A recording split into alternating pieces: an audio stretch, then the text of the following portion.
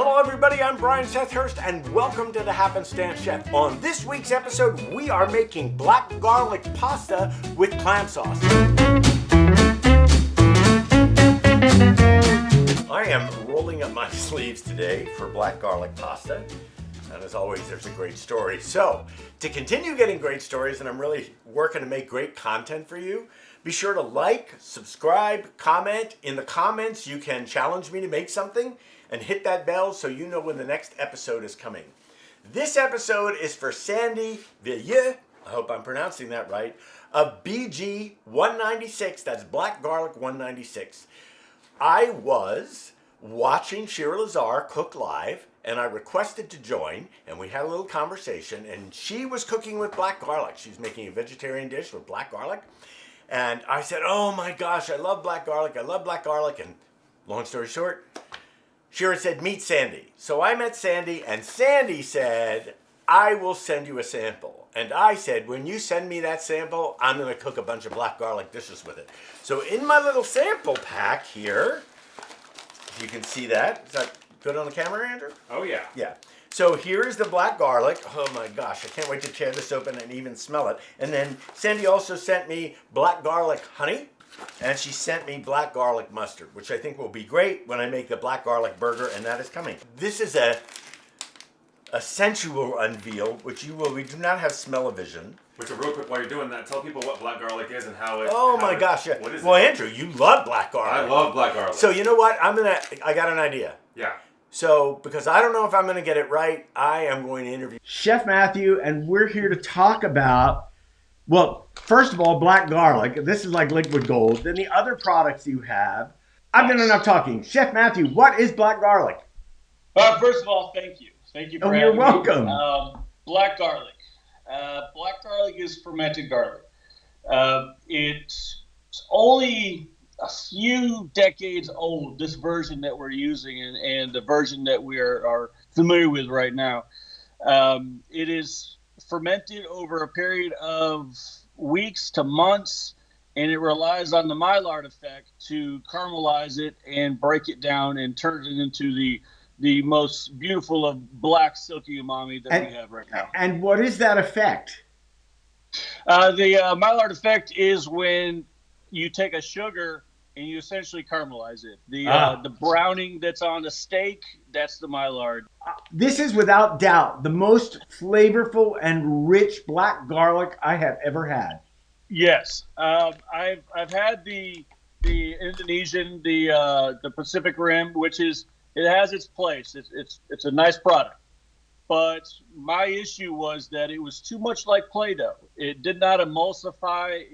It wasn't creamy. You actually had to work to get it to do things. But that emulsification, that ability to cream that, to then be able to add it to pasta, I was a little concerned about the moisture, but it worked out great. Thank you so much for being with me today to explain black garlic to the audience. Everybody go out, buy black garlic. I appreciate it, and I hope I see you again. It looks really ugly. The taste is unbelievable. Right inside there, yeah. That's the good stuff right there. Yeah, we're gonna mash that good stuff. Now, to me, I actually had to experiment. Andrew! It's okay. No, it's not. I needed the whole clove. I suggest that you keep people out of the kitchen when you're making black garlic pasta. It's delicious. I hope I have enough, Andrew. There you go. It's good, huh? As I often say, I have no idea how this is going to come out. But if you don't experiment, you never know. And if you don't make a mistake, you never know how to get it better or make it right. That's the point. I'm not going to combine all these ingredients. I'm actually going to put this in here first. This is just the moisture. The oil, you know, sometimes you use water in your pasta, and sometimes you use oil. You want a certain elasticity to the dough, but you don't want the dough to be too wet. Okay, so now what I'm going to do, lock Hugo down, I'm going to combine 2 whole eggs and 2 egg yolks, 2 tablespoons of kosher salt, 2 cups of flour, and that's it. And I'm going to churn it, beat it here for like 30 seconds. So here we go. I'm actually going to just make this a little bit granular with my hands. Here's my dough hook. Speed 2 for 2 minutes. All right, let me see if I can just make a ball in here. So now I'm just kneading it for about another 2 minutes.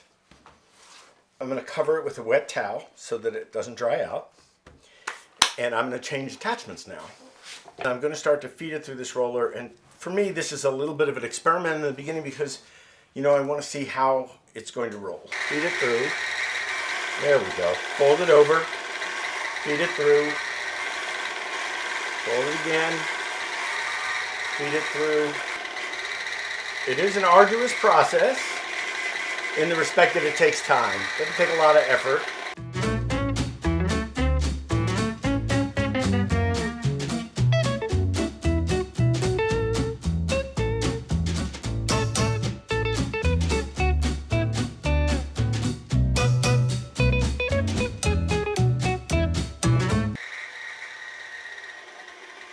Okay, now I'm going to change the attachment. Here we go. You're doing one shot at this. Oh, oh, oh! You blew it. It did. You can still get it. Just put it in and tighten it.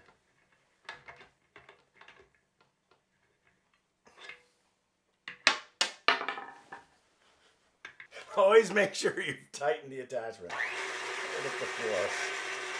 Okay, so this is a sample. Oh, perfect.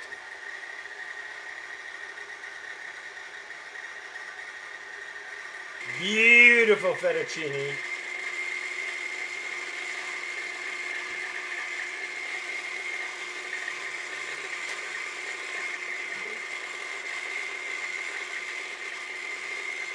Thank you, Andrew. Oh, man, you know what? I actually meant to order a drying rack. Here, let me build you one real quick. Yeah, give me 20 seconds. I'll be right back. Right back. Okay.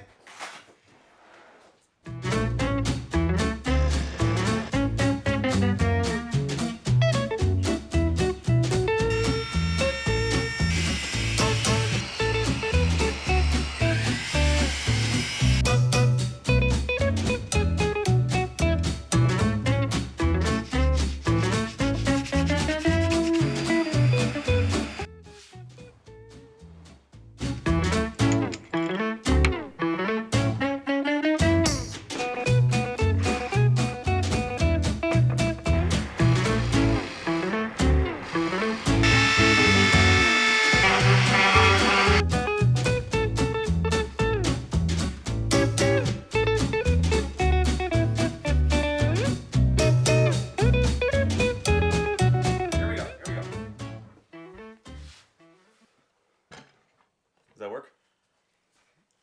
Not only does that work, but that is absolutely perfect. You want to spread your... Wow! I've never had one of these before. Always wanted one.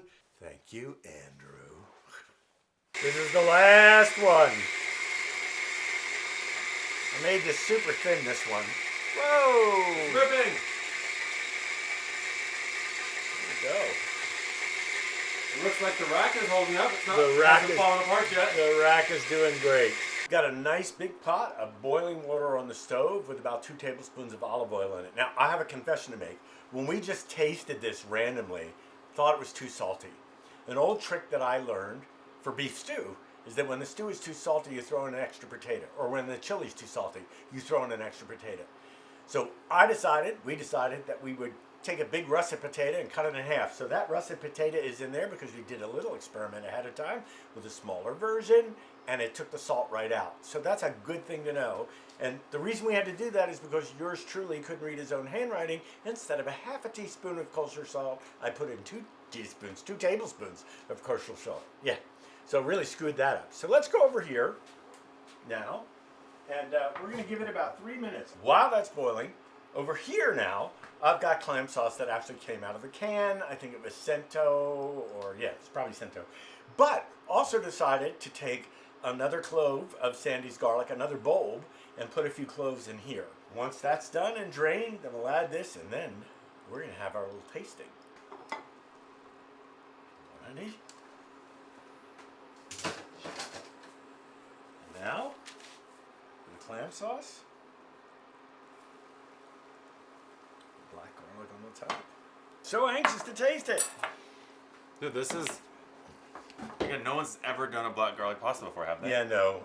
I did This ask is Sandy, 100% new. and she said she thought people had done it before. I learned some valuable lessons here. Number one, to be honest, Andrew hasn't tasted this, but I have. And actually, I could have used more black garlic in here. That's what I've been saying from day one. Yeah, you More black garlic. You like to be right, don't you? So I just like black garlic. And you know, I forgot a fork, so you're going to be tasting this before I. Anyway, that was the first thing. The second thing, of course, is read your recipe carefully because you don't want to be adding 2 tablespoons of kosher salt when you should only add a half. In case you do, you can throw a big old potato in the pot of boiling water, let it boil for a little bit before you put your pasta in. You going to give me a verdict? Before I Great. taste? Really good. Obviously. Black garlic. There is nothing like fresh pasta to begin with. And you know, the interesting thing is, for the salt that's in there, and the clams, the contrast with the sweetness of the black garlic is great. Super great. So, thank you, Sandy Villa, for our first black garlic dish, black garlic pasta. Thank you, Andrew, as always. For You're welcome. But first of all, before we end the episode, let's just go over this little thing that I built real quick, the 'cause doodad? I love it. We have a poplar dowel and then a black walnut base. Oh, you spent some money. Yeah, this is spared no expenses on this thing. And my favorite part about this whole build is the chamfer along these top edges. So if you can see that, we got a nice 45-degree angle there, but it turned out pretty clean. You think this could double as a paper towel holder in case you can't put it away? It absolutely can. All right, folks. Thanks for watching The Happenstance Chef. I'm going to have this recipe below. Feel free to comment. Please subscribe to the channel. Hit that bell when you want to know when the next episode is coming along. If you want one of these, I don't know, maybe Andrew will build them and sell them. I said, where are we going to burn in The Happenstance Chef? Right down here.